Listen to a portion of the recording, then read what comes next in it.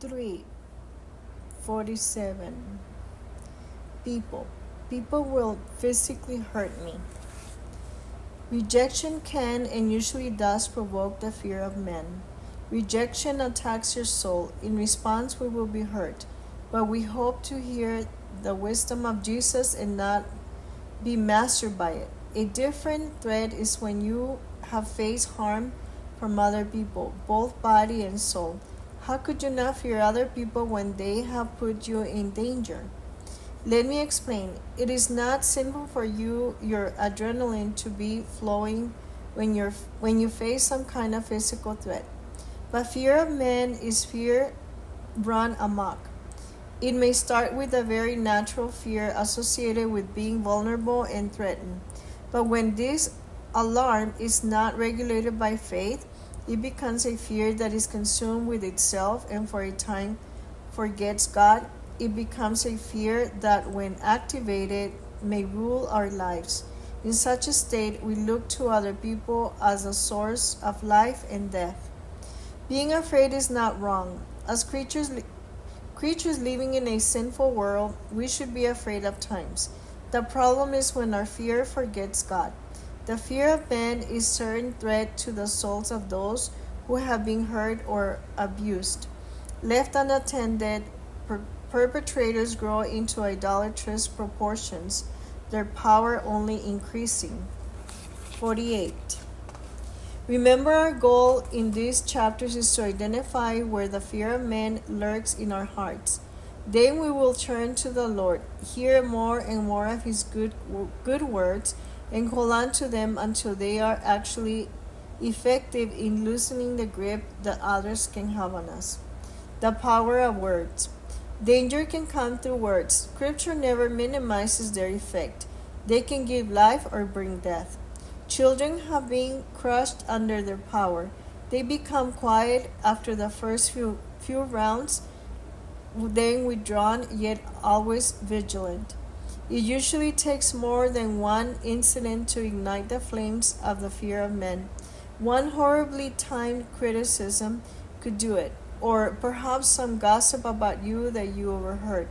But if your history has made you more vulnerable to fear of others, it's probably because you were affected by a steady stream of discouraging remarks. Day in and day out, you heard critical, demeaning, or unkind words against you. Too often, these words are accompanied by life-threatening acts. The story of Jane. Jane was a victim of physical and sexual violence. From age 7 to 12, she was by her father. He stopped only because he got old and slow, and Jane was able to elude him. But the violence continued. During her early teen years, her older brother punched her until she was double over in pain. Yet even with black eyes and broken ribs, she never went to the hospital because her brother threatened her if she told anyone. She is 35 now. She has been married to a supportive husband for 8 years and has 2 preschool-age children. She has bravely confronted both her father and her brother, and both men have acknowledged their offenses and shown some contrition. 49. While wanting to put the matter behind them, Jane's strength is obvious, but her steps in the right direction have not shielded her from a host of different problems. For example, when Jane speaks about either abuser, her emotions fluctuate wildly. At times, she creates a relationship with them as though she hopes to override her past with a new childhood. At other times, she is angry. At still other times, she is terrified when she thinks about what happened and tries to distance herself from everyone because she feels as if every person she meets is a threat to her life. Jane is a member of a church and has professed her faith in Jesus. It is hard, however, for her faith to reach back into her past. Her pastor helped her to confront her father and brother, but she seems to rely on the strength of her own will to get through each day. She will say that her relationship with God is sometimes distant because she can feel both unworthy and angry. There is hope for Jane and for all who have been oppressed or harmed by others, but therefore we offer some specific answers. Let's consider some examples in Scripture of how people responded to threats and attacks. A reluctant hero. Abraham shows us that the fear of man is common even among people of faith. Soon after God promised to make him into a great nation, Abraham was on his way to Egypt because of a famine. When he was about to enter Egypt, he said to Sarah, his wife, I know that you are a woman beautiful in appearance, and when the Egyptians see you, they will say, this is his wife. Then they will blank me, but they will let you live. Say you are my sister, that it may go well with me because of you, and that my life may be spared for your sake. Genesis 12:11-13. 50. Abraham feared being physically threatened. He felt vulnerable and unprotected. Yet, rather than trusting God, he trusted in his own self-protective scheme. For Abraham, the Egyptians were big and God was small. This is the fear of man. A few chapters later, in Genesis 20, Abraham used the exact same ploy. Not only did he again put his wife in a situation where she could be defiled, but he also sinned against Abimelech, king of Gerar. Abimelech was not the powerful man that Pharaoh was, but he was a man of reputation and the ruler of the region. That apparently was enough for Abraham, so he asked his wife to resume the deception. Only God's forceful intervention kept Abimelech and Sarah from adultery and Abraham from utter shame. With this checker past this mingling of faith and fear, Abraham did not seem to be a good candidate for perhaps the most difficult test a person could undergo. Could he prioritize his fear of God to the point where he would obey even if it meant sacrificing his only son? It is one thing to have your life threatened, but it is something much more serious to have your child's life threatened. And this was a test that Abraham faced. But Abraham never wavered. When God told him to sacrifice his son, Abraham was up early in the morning to obey the Lord. What father would have done that? Only one who was persuaded that if God was going to take his own son's life, he would also restore it by reassuring him from the dead. By resurrecting him from the dead. Abraham recovered from his fear of men in a spectacular way when he was tested by God. When Abraham demonstrated his willingness to trust God even if it meant the death of his son, the angel of the Lord said, Now I know that you fear God. Genesis 22:12. Fear wins in generation losses. Abraham's example of bold faith did not eradicate the fear of men from his descendants. Israel's history took a dramatic and literal turn because of the Hebrews' fear that the Canaanites will physically hurt them. 51. The people went from being on the verge of entering the promised land to wandering in the desert wilderness. In Numbers 13, a group of Israelites scouts were commissioned to explore the land. In their report, they indicated that it was indeed the promised land and it flowed with milk and honey. Numbers 13:27. But they were more in awe of the inhabitants of the land than they were in awe of their God, even though they had just seen their God prove that he was the greatest of all gods in his confrontation with Pharaoh. The people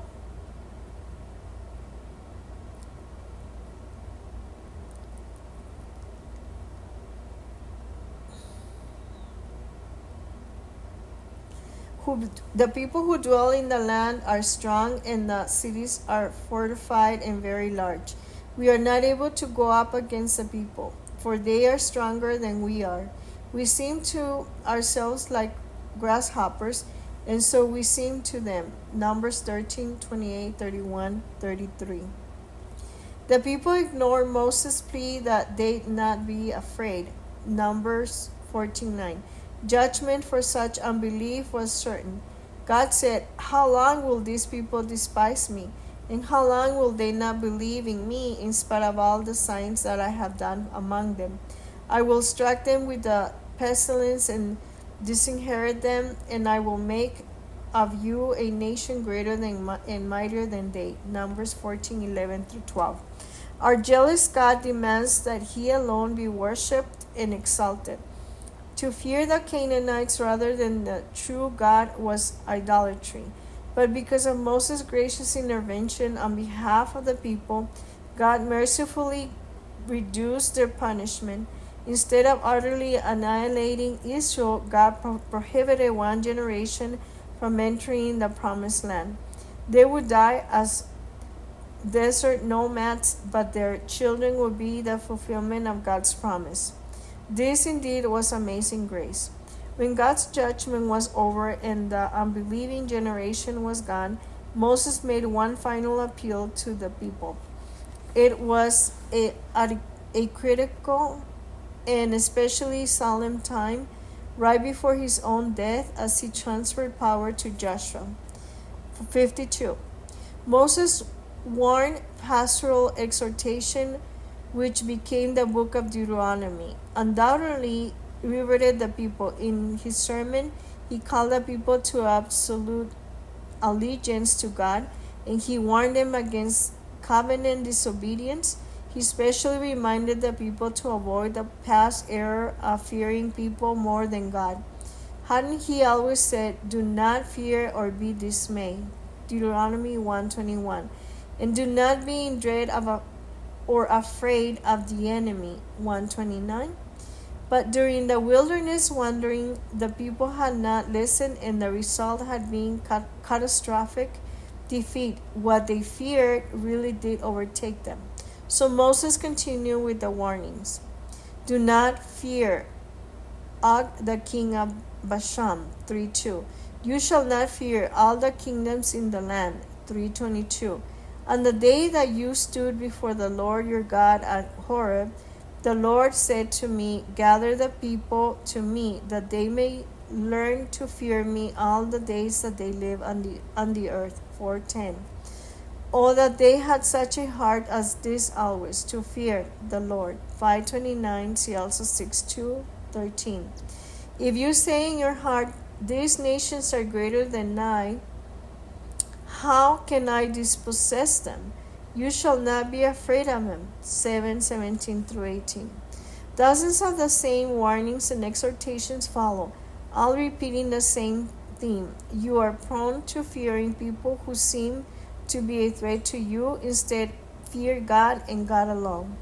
At the end of the book of the covenant, Moses was not tired of repeating the warning. In Deuteronomy 31:6, he commanded the people, "Be strong and courageous. Do not fear or be in dread of them. For it is the Lord your God who goes with you. He will not leave you or forsake you." He repeated this statement again. Do not fear or be dismayed. 31:8. With that final encouragement, the sermon was over. 53. Two faith-filled leaders. The book of Joshua begins the same way. Read Joshua 1:1-9, and note the exhortations. 3 times during God's initial counsel to Joshua, he tells him to be strong and courageous. "Have I not commanded you," he asks, "be strong and courageous? Do not be frightened, do not be dismayed, for the Lord your God is with you wherever you go." Verse 9. Ever the good student, Joshua later repeated these God-given commands when he confronted 5 captive kings. He told Israel, "Do not be afraid or dismayed. Be strong and courageous." 10:25. His confidence was coupled with obedience, as it always must be, and he personally slew the 5 kings with his sword. Through such a leadership, Joshua left the grandest of legacies. Israel served the Lord all the days of Joshua.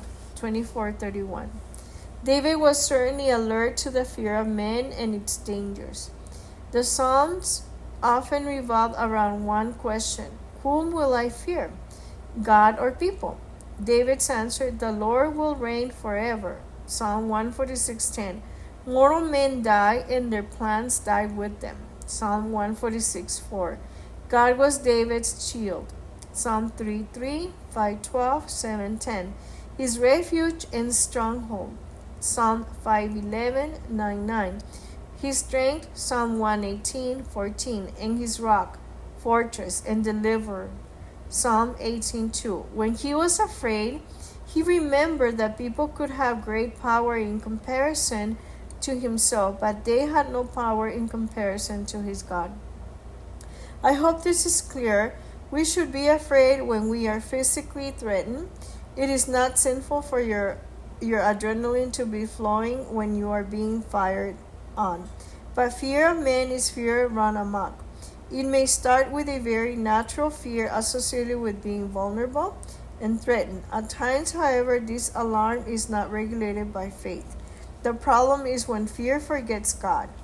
This was where Jane was vulnerable, and it was the experience of many of the veterans I have known.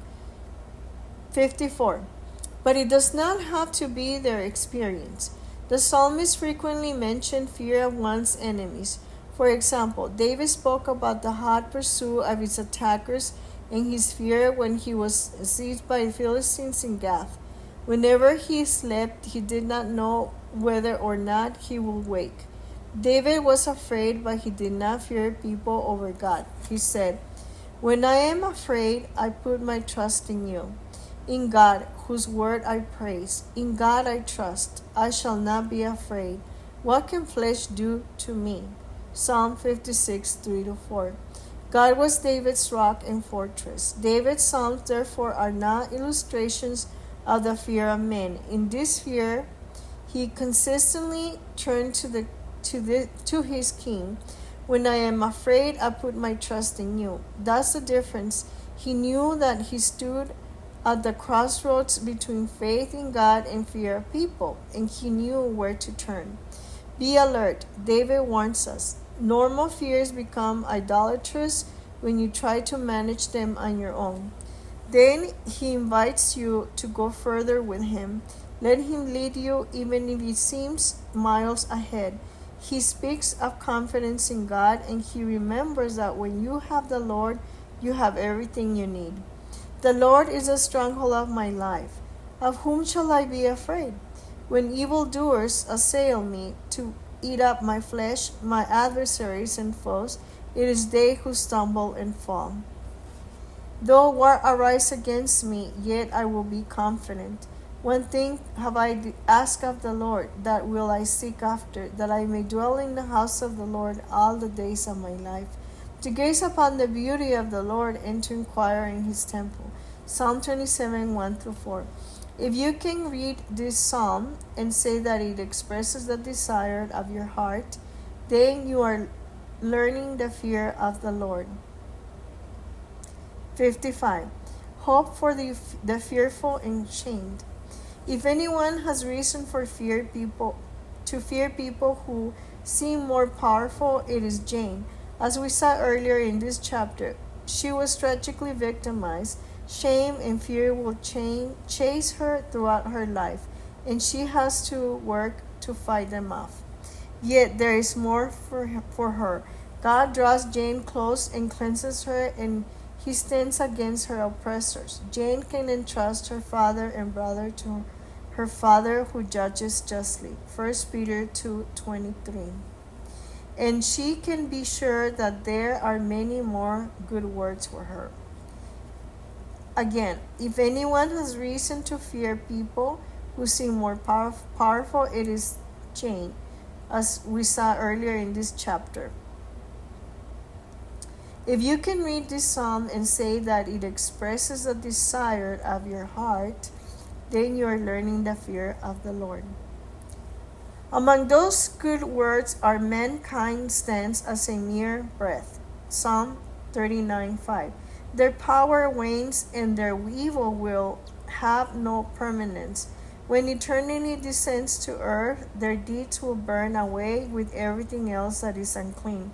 As mere men, created and dependent on God for life, Jane's father and brother cannot offer her life and answers through a relationship with her.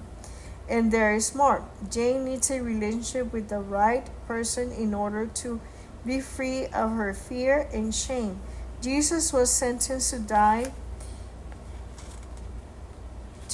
in the most shameful manner possible, naked on a cross. He knew shame, but he was innocent. He suffered the shame of others that was placed on him. This is a person Jane needs. 56. Since he endures shame and violence, Jesus knows shame has a keen eye for kindred spirits. When she fixes her gaze on him, Jane can stop trying to cleanse herself from her disgrace and instead learn how Jesus cleanses her from shame as well as guilt. Because he both experienced shame and took the shame of his people on himself, shame no longer defines us. In fact, by grace through faith, shame is no longer part of us at all. What is God's response to victims who have trusted in him?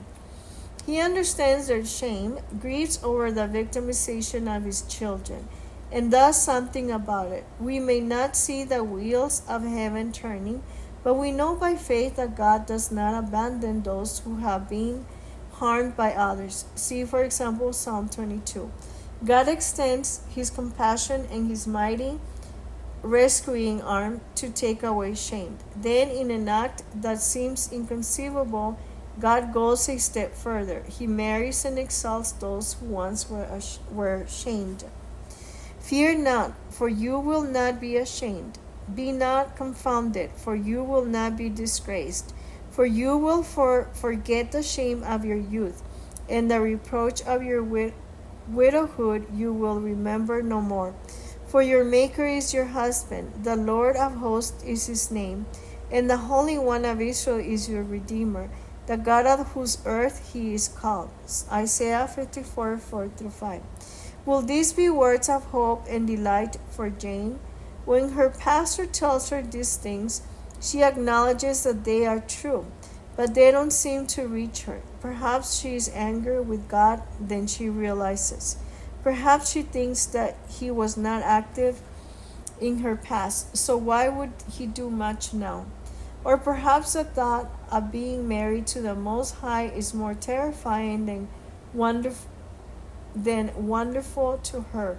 Her sense of her unworthiness prefers that he stay at a distance. She is aware of God's grace, but she does not believe that she is among the recipients. But she must believe. She must believe in the words of Christ more than she believes in anything else.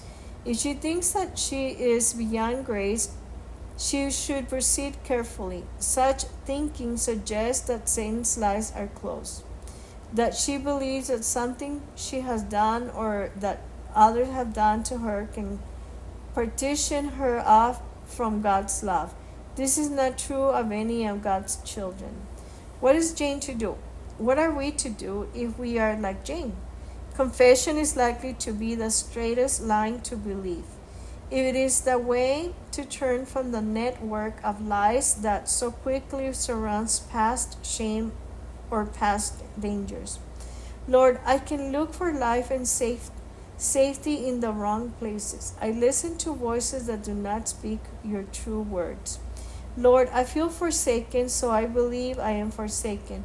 I want to hear more of Jesus so that I can stand against these stubborn convictions. Or help, that is a good place to start. Confession is indeed good for the soul. It is intended to be a daily practice inspired by the Spirit. If it is a gift, it exposes the ways of darkness and reveals God in his path of light. It restores closeness to God. The only time confession is a burden is when it is accompanied by the belief that we must re-earn God's favor by being especially sorrowful or promising to work extra hard. True confession simply ends with Jesus, thank you. The choice before us. Jeremiah 17 is a classic biblical text on the fear of men. It reduces the decisions of life to two options. Will you trust in men or will you trust in the Lord? 58. Cursed is a man who trusts in men and makes flesh his strength, whose heart turns away from the Lord. He is like a shrub in the desert, and shall not see any good come. He shall dwell in the parched places of the wilderness, in an uninhabited salt land. Blessed is a man who trusts in the Lord, whose trust is the Lord. He is like a tree planted by water, that sends out its roots by the stream, and does not fear when heat comes, for its leaves remain green, and is not anxious in the year of drought, for it does not cease to bear fruit. Jeremiah 17:5-8. The Old Testament indicates that we stand at the crossroads between fear of others and fear of God. The road leading to the fear of men may be expressed in terms of playing favorites, wanting others to think well of us, fearing exposure by others, or being overwhelmed by people's perceived physical power. When we do not combat these fears with the fear of the Lord, the consequences can be devastating. But when we give God his rightful place in our lives, old bonds can be shattered. For further thought, when Jesus sent out the disciples to call others into the kingdom, he reminded them that they would encounter a number of problems.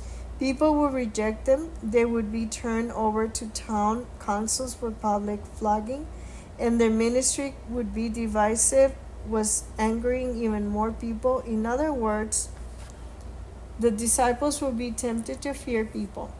59. In response, Jesus told them, do not fear those who kill the body but cannot kill the soul. Rather fear him who can destroy both soul and body in hell. Matthew 10:28. Jesus' exhortation focuses specifically on the fear of physical threats, similar to the ones that faced Abraham.